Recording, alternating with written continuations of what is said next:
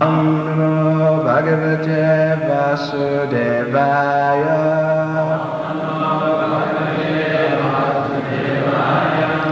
Srimad Bhagavatam, Canto 4, Chapter 12. Dhruva Maharaj goes back to Godhead. Text 13. Shat Trimshad Varsha Sahasram Shashasa Shiti Mandalam Bhogai Punya Shayam Purvan Abhogar Ashubha Shayam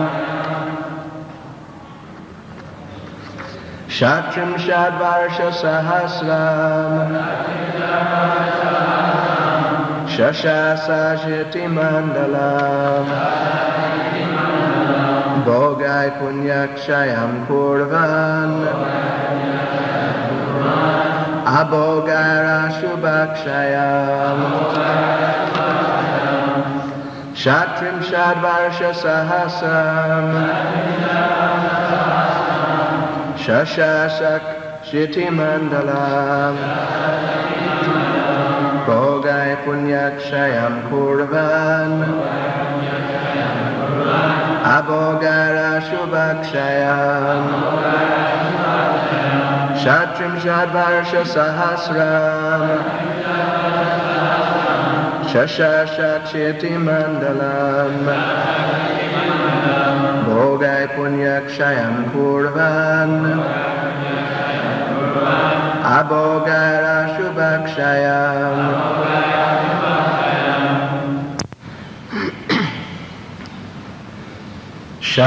Shatrim Shat 36 Varsha years Sahasram 1,000 Shashasa ruled Shiti Mandalam the earth planet Bhogai by enjoyment Punya of reactions of pious activities Kshayam diminution Kurvan doing Abhogai by austerities Ashubha of inauspicious reactions Kshayam diminution.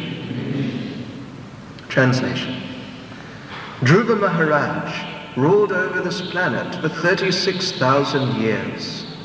He diminished the reactions of pious activities by enjoyment, and by practicing austerities, he diminished inauspicious reactions.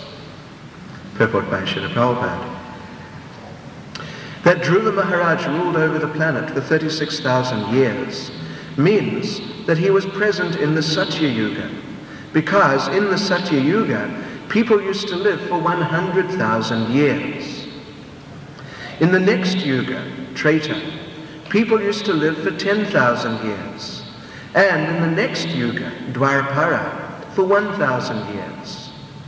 In the present age, the Kali Yuga, the maximum duration of life is 100 years. With the change of the Yugas, the duration of life and memory, the quality of kindness, and all other good qualities diminish. There are two kinds of activities, namely pious and impious. By executing pious activities, one can gain facilities for higher material enjoyment. But due to impious activities, one has to undergo severe distress. A devotee, however, is not interested in enjoyment or affected by distress. When he's prosperous, he knows, I am diminishing the results of my pious activities. And when he's in distress, he knows, I am diminishing the reactions of my impious activities. A devotee is not concerned with enjoyment or distress. He simply desires to execute devotional service. It is said in Srimad Bhagavatam that devotional service should be apratihata, unchecked by the material conditions of happiness or distress. The devotee undergoes processes of austerity, such as observing Ekadasi and similar other fasting days, and refraining from illicit sex life, intoxication, gambling, and meat-eating. Thus, he becomes purified from the reactions of his past impious life, and because he engages in devotional service, which is the most pious activity, he enjoys life without separate endeavor. Translation.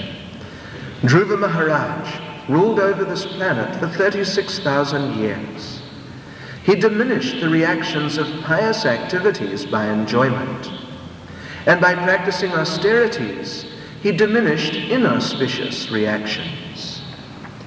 Vijnanatamrandasya Jnananjana Shalakaya Chakshurmiltalyena Tasmai Shri Gurave Namaha Shri Chaitanya Manobhishtam Stapitam Yena Bhutale Swami Bhagadamayam Dadati Swaparantikam Panchakalpatarubhyascha Kripa Sindhubhya Evacha Paditanam Pavanebhyo Vaishnavebhyo Namo Namaha Shri Krishna Chaitanya Prabhu Nityananda Shri Advaita Gadadhara Shivasri Gaura Bhakta Vrinda Hare Krishna, Krishna Krishna, Hare Hare Hare Rama, Rama Rama, Hare Hare.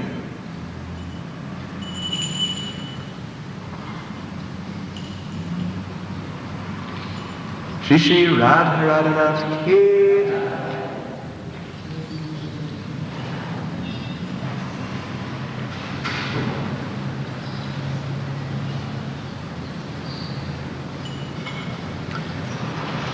We've been hearing the last 2 days about the quality of Dhruva Maharaj, qualities, and particularly yesterday we were hearing about his qualities as a ruler,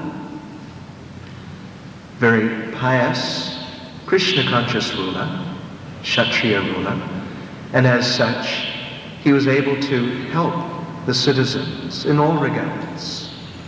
Of course, he was able to give the ultimate help by encouraging Krishna consciousness in his kingdom, which was this planet. He was doing that, plus also he was encouraging people to improve materially with a view to ultimately becoming Krishna conscious by all sorts of other arrangements, proper arrangements, for the functioning of the state in so many ways, and facilitating the execution of prescribed duties by the different varnas and ashrams in terms of the relative positions of the citizens. So, in various ways, as a Kshatriya ruler, he was ideal, and the social conditions, individually, collectively, everything was quite auspicious, fully auspicious. Everyone was advancing very progressively. So that was Satyayuga, as Prabhupada mentions here. Dhruva Maharaj ruled for 36,000 years. So practically it could only have been Satyayuga, because in Satyayuga people can live for 100,000 years. And everything is very nice, naturally very nice. Everyone situated in the mode of goodness, very little influence from the lower modes of material nature. Even it's stated that at the beginning of Satyayuga, at least at the beginning of Satyayuga, before the material energy starts some deterioration, which finally ends, at least in terms of Satyayuga, ends in entering into Treta Yuga. So at the beginning of Satyayuga, things were so auspicious and so nice, everyone was so advanced, that sometimes it's described that there were not 4 ashrams in Satyayuga, at least at the beginning. There was no real necessity for so much of these divisions of society in different ways. But mainly everyone was Paramahamsa. Essentially there was only one ashram, that was the Paramahamsa ashram.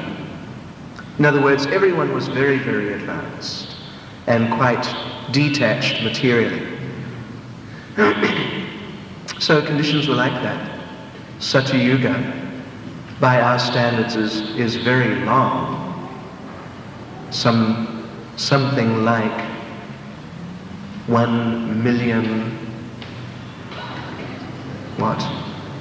700,000 or years, something like that, something along those lines.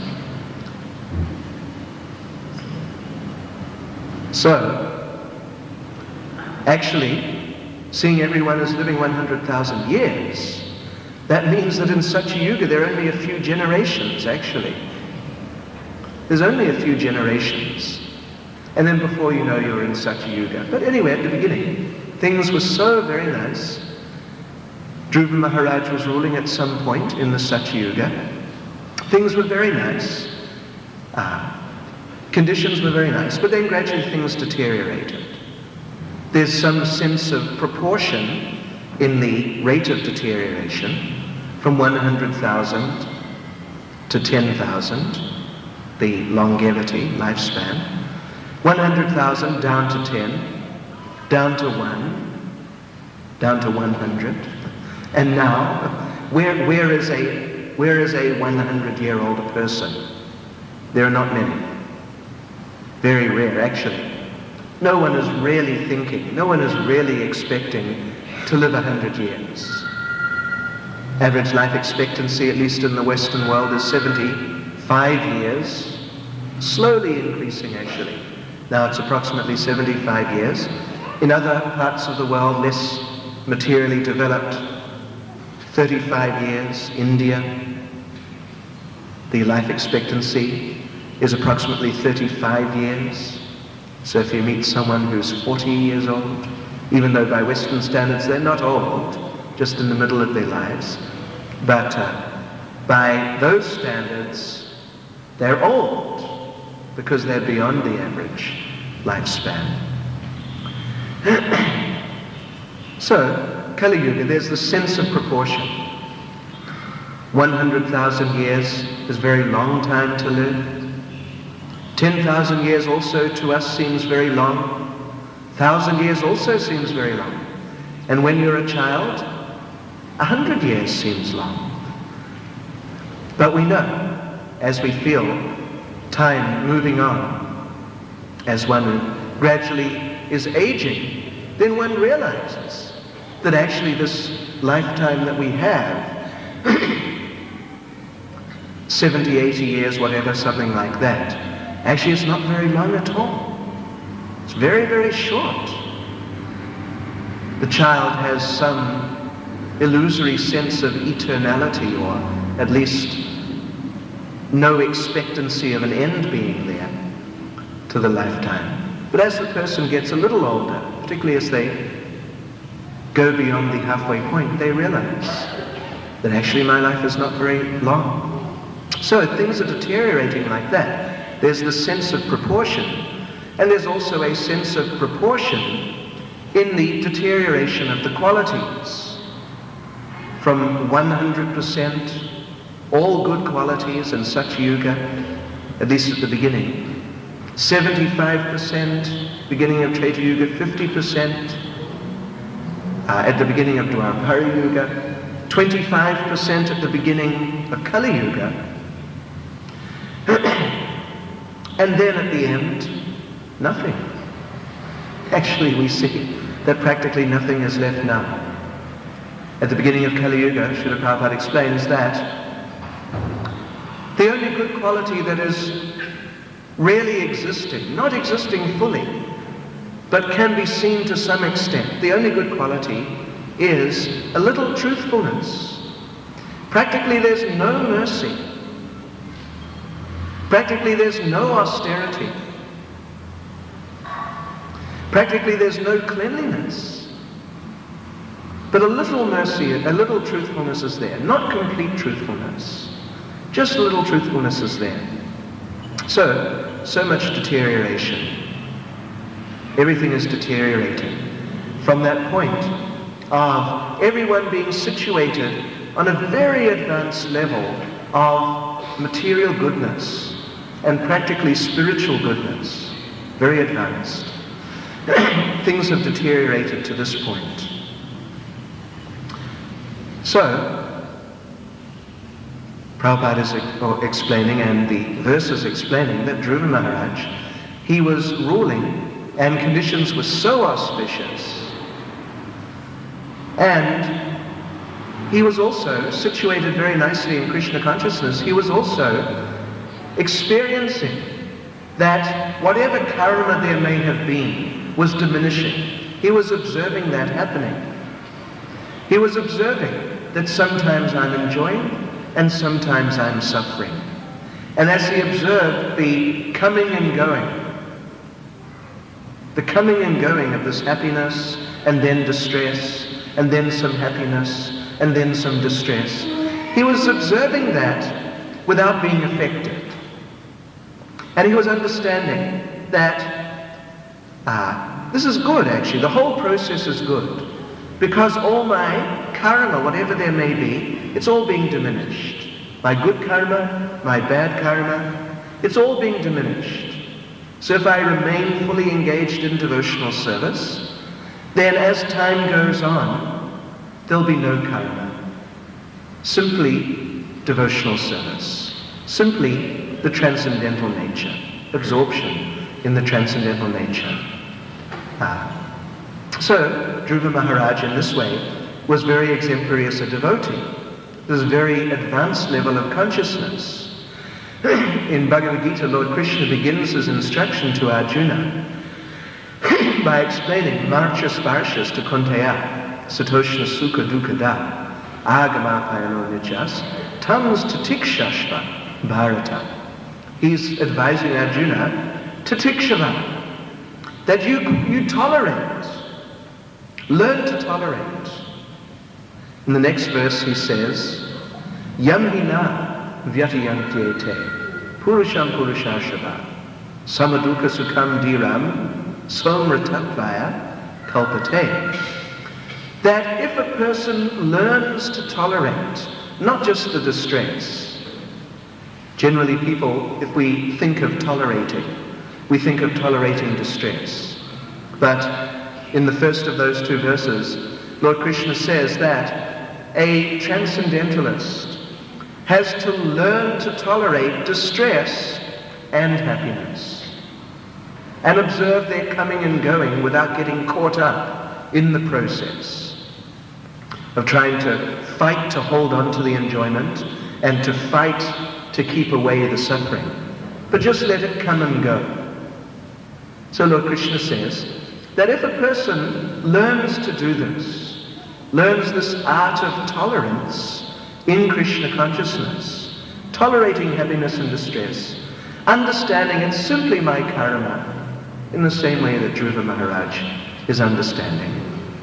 Then in the second of the two verses, Lord Krishna says, he becomes qualified for liberation.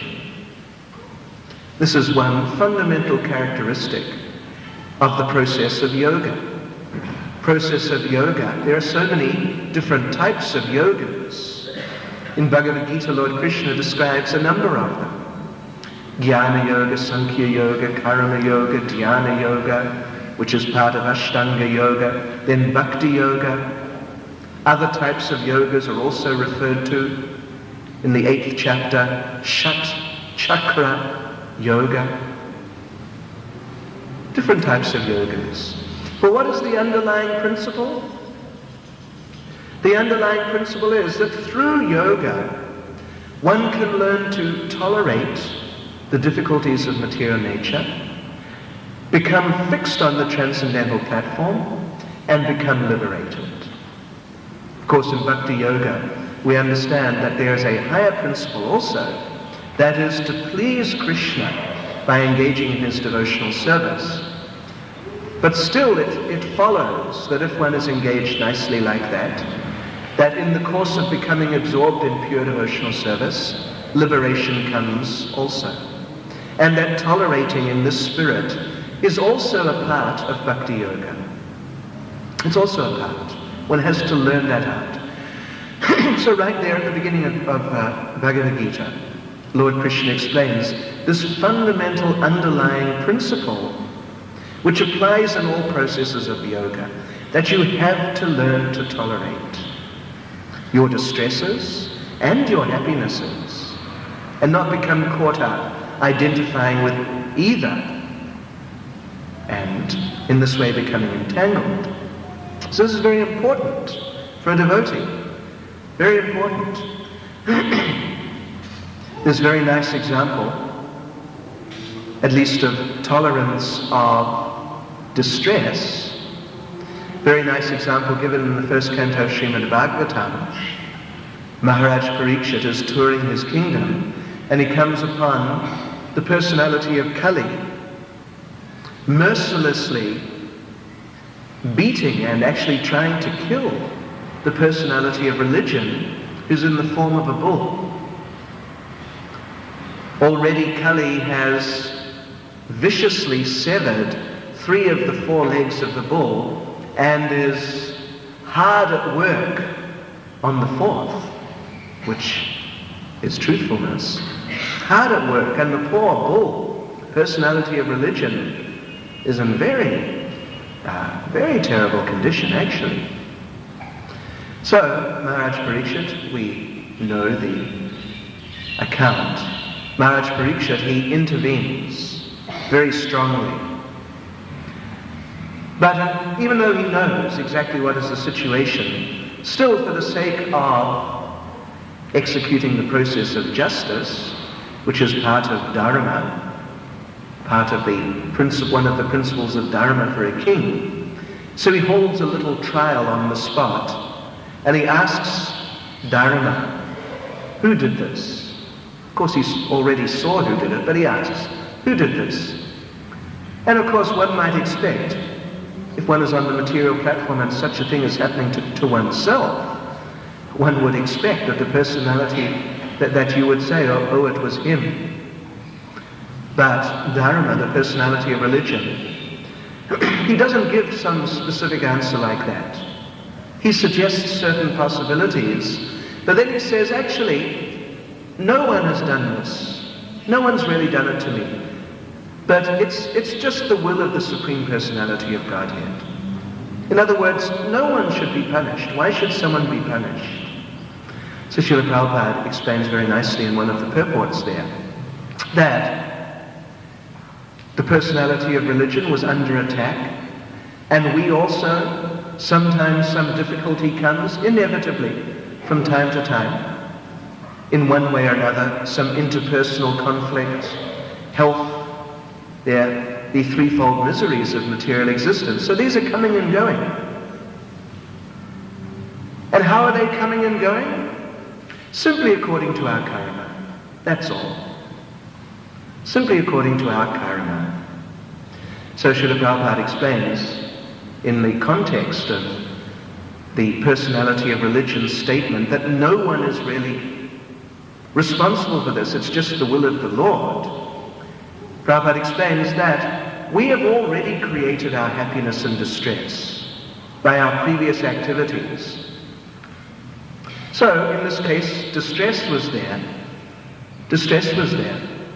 So, if we, when we're subjected to distress, if we identify that my distress is coming from the apparent immediate cause, the person who's attacking me, or whatever the conditions it may be that we're facing, Prabhupada makes the point that he who identifies the criminal is as guilty as the criminal. In other words, if Dharma had said it was him, Kali, he's at fault, he's to blame, and he should be punished because I'm innocent, and when someone attacks an innocent person, they must be punished. So Prabhupada says that he who identifies the criminal is as guilty as the criminal. Because, why is that person actually suffering that distress? As a direct reaction for some sinful activity in the past. So actually the person who's undergoing the distress is guilty of causing his own distress due to his previous sinful activity. In other words, he only has himself to blame. And by the arrangement of the Supreme Lord, his reactions are coming. So a devotee, this is a very advanced level of consciousness in material life. Everyone is completely fixed in the idea that when success comes, it's because of me, because I'm very qualified. And when distress comes, it's a disaster. And probably, generally I'm not to blame, but I'm just the innocent victim, because how could I be to blame? Such a nice person as me. So, this is material consciousness. And when we come to Krishna consciousness, we come, but our consciousness takes some time coming. The body may be there going through the motions, rendering devotional service, but the consciousness, so many habits are there, so much conditioning is there, and only in time. How much time depends on, in one sense, how sincerely the devotee applies himself or herself to the process. But generally we can see through our experience that time is there. And if one works seriously, then gradually these fundamental concepts of Krishna conscious philosophy can become a reality, and we can actually, our lives can be simply going on in those terms.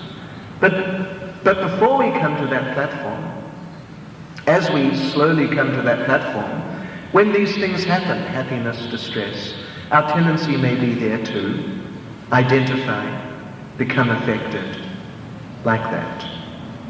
So we should try to develop this jnana chakshus or shastra chakshus, seeing through the eyes of knowledge, seeing through the eyes of scripture.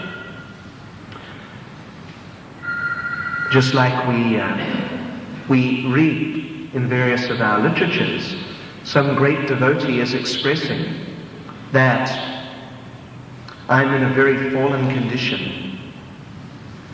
I don't have good qualities, actually I have many bad qualities. And lamenting like that.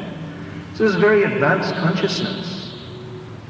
This type of consciousness can only really come as the devotee realizes that whatever happiness, whatever distress is coming to me on the material platform, this is due to my previous activities.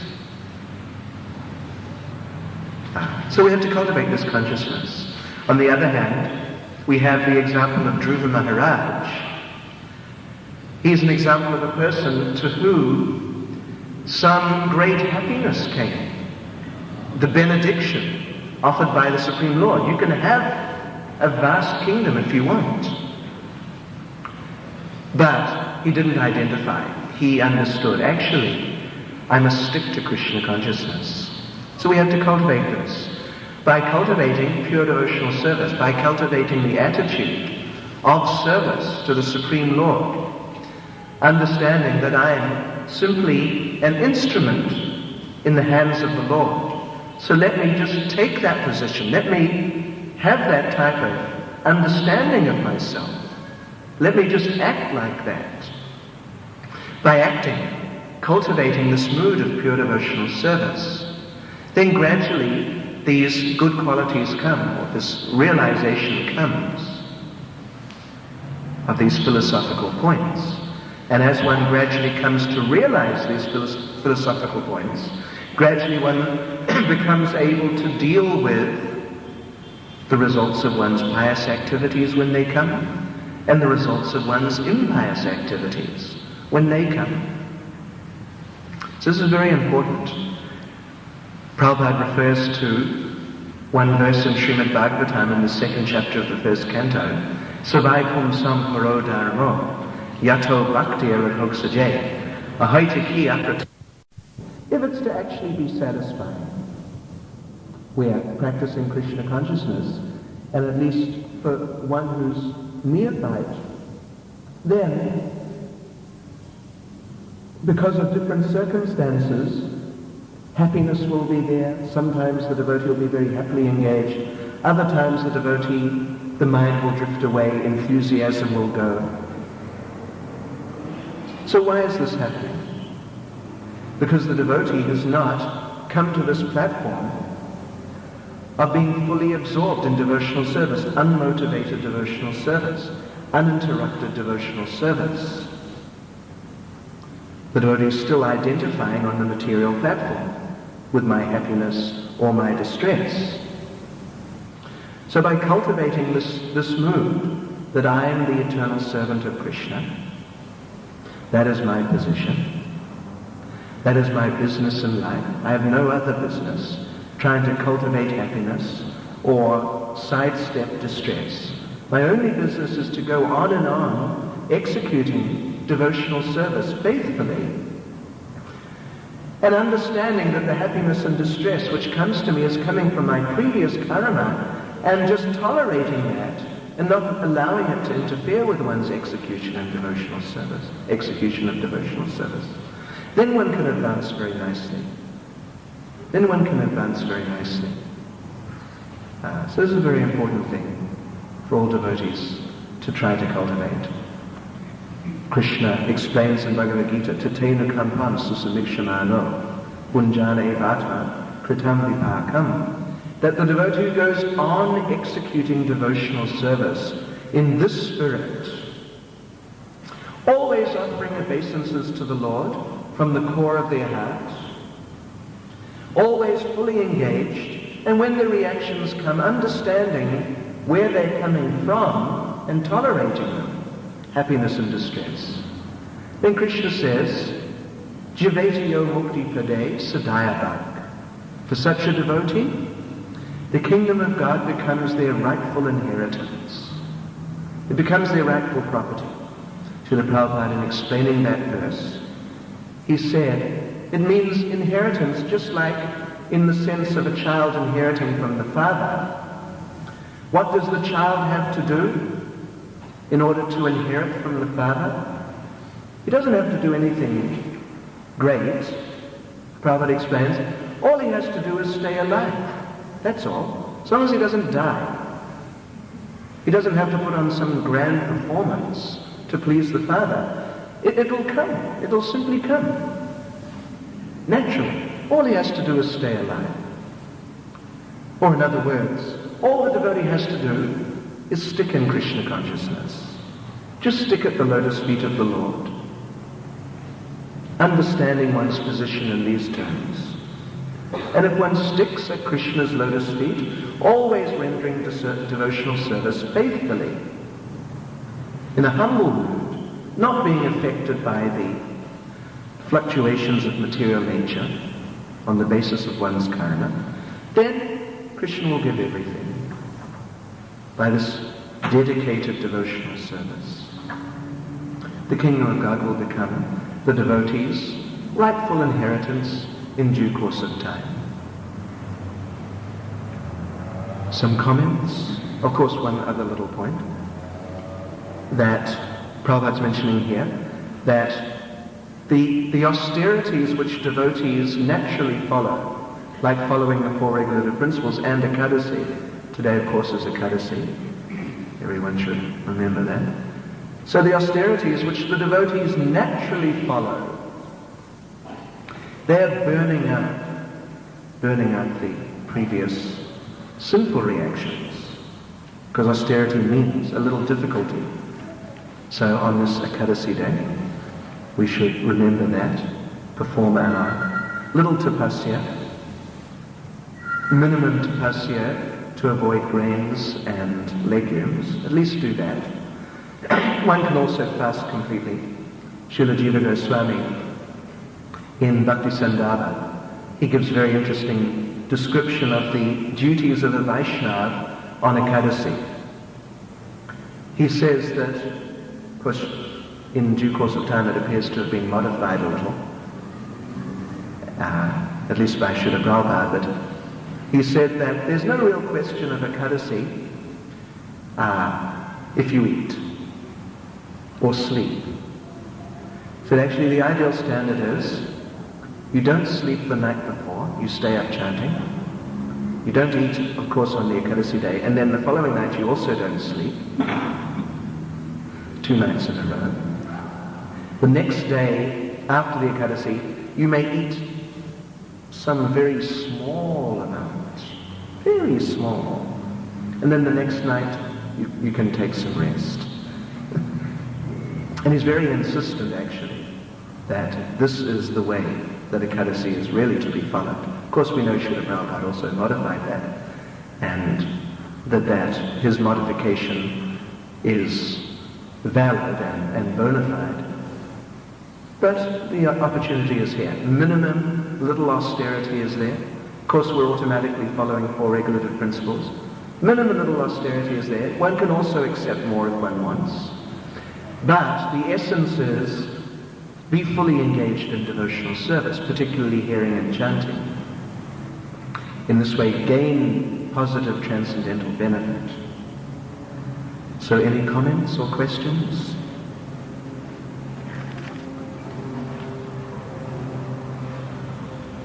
We have a couple of announcements. So Holiness Bhakti Churu Maharaj is having a darshan this evening at 6:30 at Jagadananda Prabhu's place in Reservoir Hills. Everyone is welcome. And His Holiness Giriraj Maharaj is also having a darshan in the temple here in Srila Prabhupada's room, also at 6:30. So everyone is welcome to attend those 2 programs.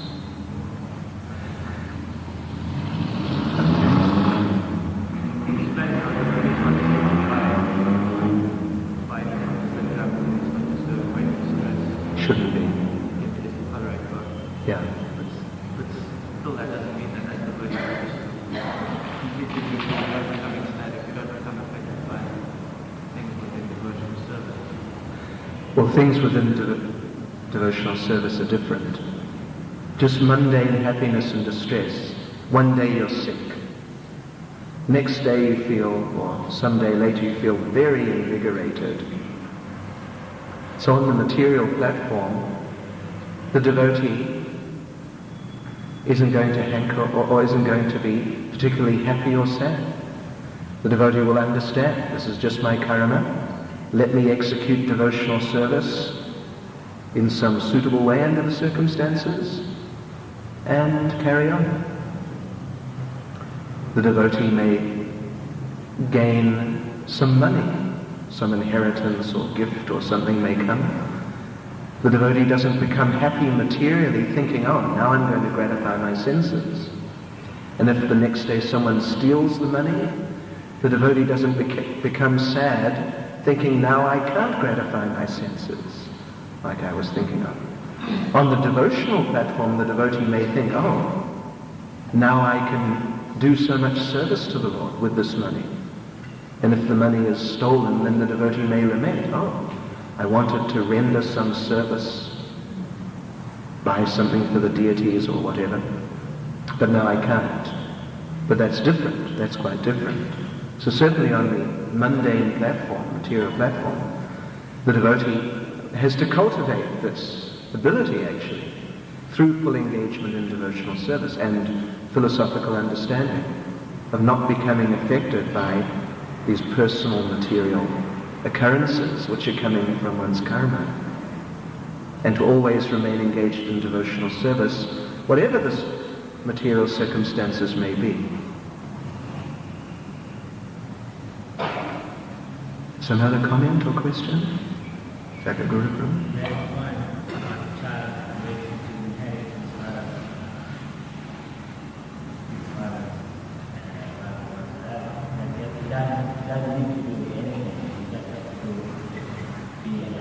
Yeah.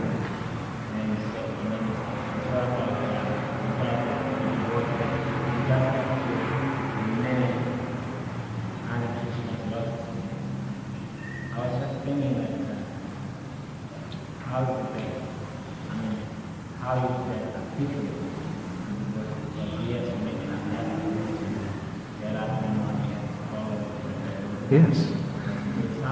Well, that's staying alive in Krishna consciousness. You have to stay spiritually alive. Sitting in the temple. No, it means one has to stay alive spiritually. One has to just stay in Krishna consciousness. That's all.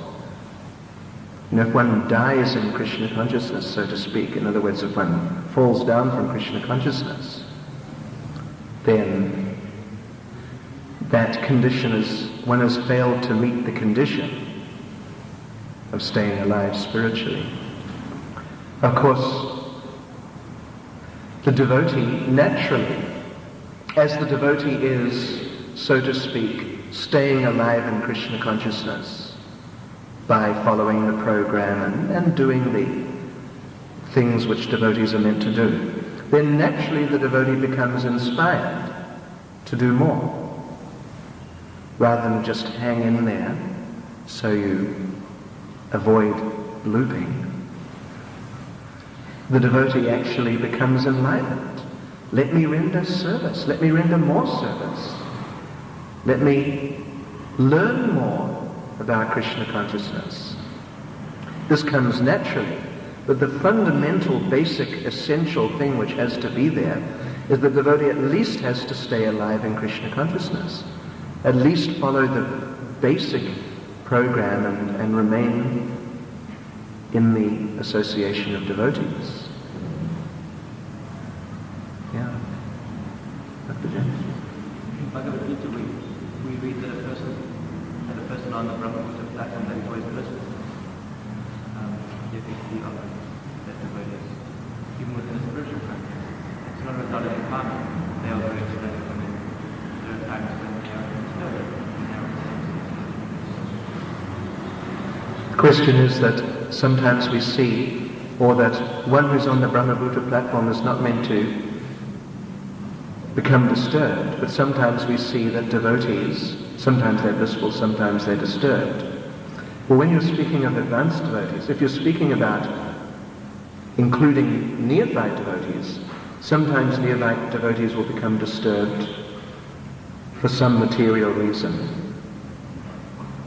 But if you're talking about advanced devotees, then even when they're disturbed, they're in ecstasy. Yes.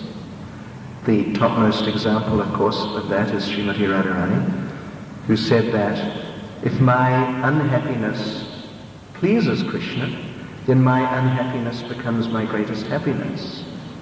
So from the material point of view, it doesn't make sense. But on a deeper, internal, from the spiritual point of view, even when the devotees are separated from Krishna, very, very advanced devotees, they may be separated from Krishna and externally they're lamenting in so many ways, but actually they're very blissful in Krishna consciousness. Yes. That's the nature of Krishna consciousness.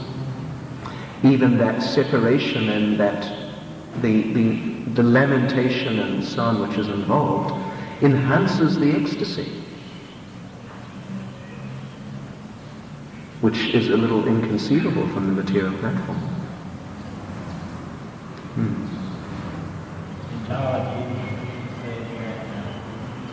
Only one thinks of him alone. He had to take human life when that's because of human life.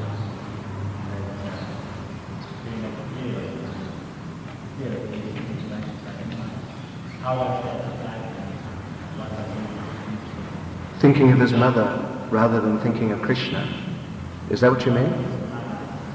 And not Krishna. Is that what you said? When the Vishnu came, Yeah. he thought of his mother. Yeah. Because Krishna says that one is thinking of him alone. Yes. Thinking of Krishna alone includes thinking of his devotees. So his mother had acted as a devotee. and he was thinking of her as she had acted as a devotee. There's not so much of a description of his mother and, like her personal qualities, but at least in that context, she was acting as a devotee, at least. And she may have been a great devotee. I don't know. I don't think it's really described so much, but at least in that context, she was acting as a devotee. He was thinking of her like that, so it didn't contradict. And how she helped him to become Krishna conscious, and how it had all led now to this, going back to Godhead. So in that way, it was very nice. And it helped his mother also. She went back to Godhead.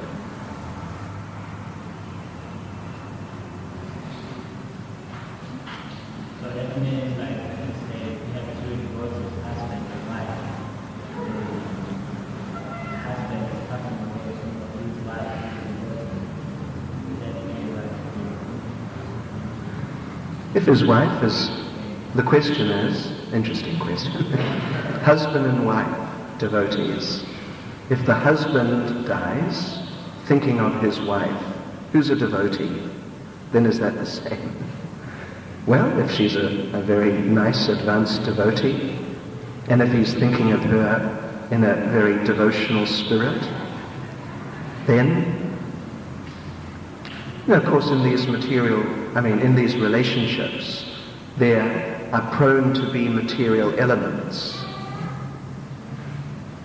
There are material elements, but we try to engage them in devotional service. So, therefore, some danger is there, there's no doubt. Yeah.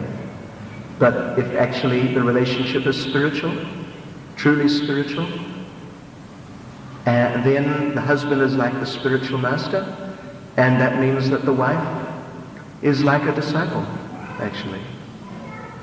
And if she's really a very advanced and fixed up disciple, then, am I right, Maharaj? Perhaps you could comment. We never find in any of our literature a recommendation that a man think of his wife at the time of death. Right, that's a very good and sobering comment. Yes. Any other comment or question?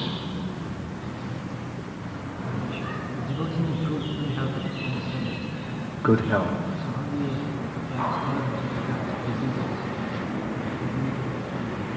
A devotee needs good health to do service. So how do you apply tolerance if a devotee doesn't have good health? I was reading an essay by Srila Bhaktisiddhanta Saraswati.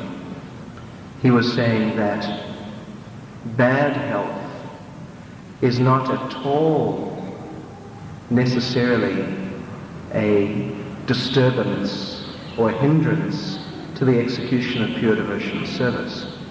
It may affect the type of devotional service that you do.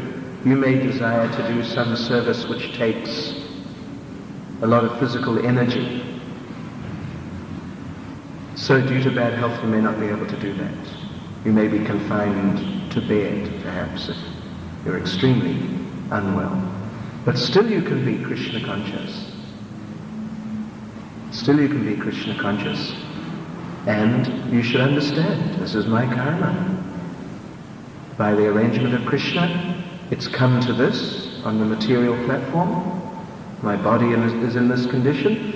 So now in this condition, let me find some way to render devotional service wholeheartedly. Like that.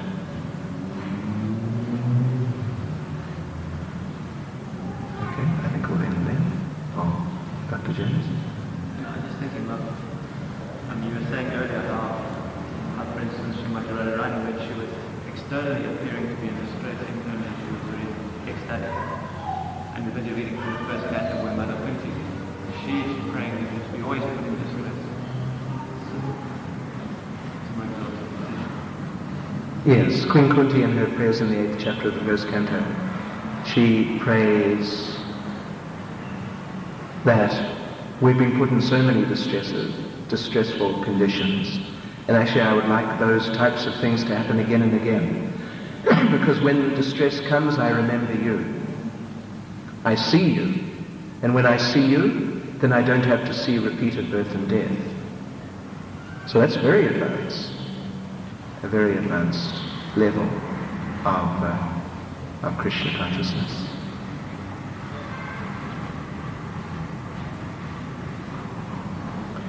And actually Srila Jiva Goswami gives a very interesting explanation of this apparent conflict between the distress of a devotee and the bliss of the devotee simultaneously, the very advanced devotees.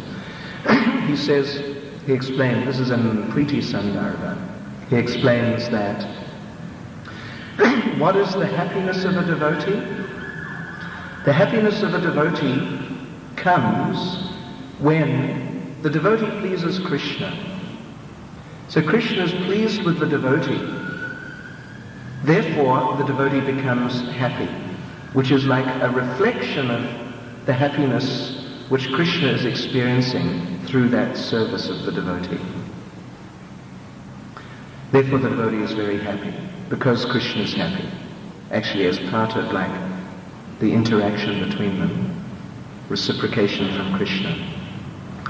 Now, if what makes Krishna happy is that the devotee, it serves in separation, then if the devotee tries to be close to Krishna, it won't please Krishna, so the devotee won't feel that happiness, because Krishna won't be pleased, so the devotee won't be sharing that pleasure of Krishna, even though the devotee is right with Krishna. But if the devotee is separate from Krishna, and that is what Krishna wants, and Krishna is pleased, the devotee will be very blissful inside. Through that, he describes it as a reflection of the bliss of Krishna. But the devotee within their own mind will be thinking, oh, I'm separate from Krishna, how distressing. So in this way, the two components are there. Bliss is there through pleasing Krishna. But on another level, in another way, distress is there at the same time.